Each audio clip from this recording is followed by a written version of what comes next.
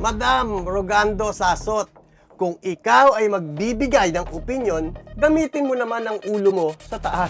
Huwag yun nasa ibaba para naman may mapulot kaming sustansya, hindi puro ingay na walang laman. Sino ba talaga ang nasuspend? At bakit ngayon biglang nag-iiyakan ang kampo ni Barsaga? Mga kababayan, may nagkakalat na naman sa Facebook na parang chismis. Puro tapang pero walang laman. Sabi daw, for your information, walang congressman ang nasuspend noong panahon ni Duterte kahit gaano kababoy ang sinasabi sa kanya. Talaga ba? O isa na naman pilit na narrative para ipagtanggol si Barsaga, Madam Sas Rogando Sasot.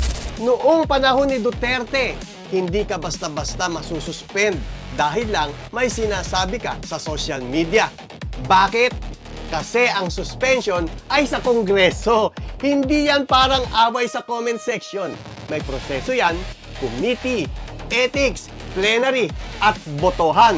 Ibig sabihin, hindi feelings-based ang parusa. Hindi porke na-offend si Digong, may automatic suspension na.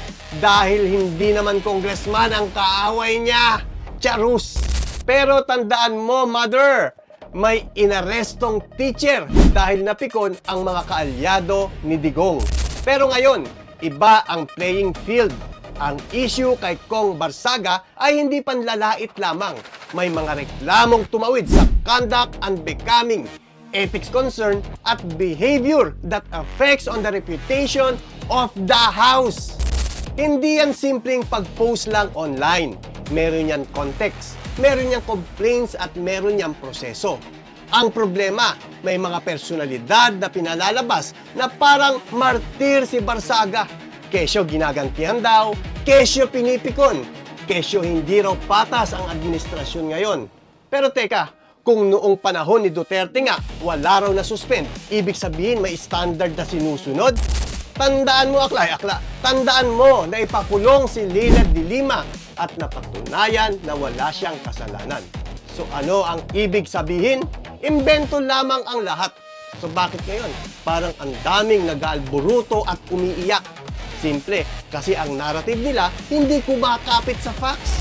Let's be honest, kapag kampi ka kay Duterte, ginagawa nilang gold standard ang administrasyon niya. Pero pag hindi pabor sa kanila ang nangyayari, ngayon, biglang unfair, biglang bias, biglang political persecution.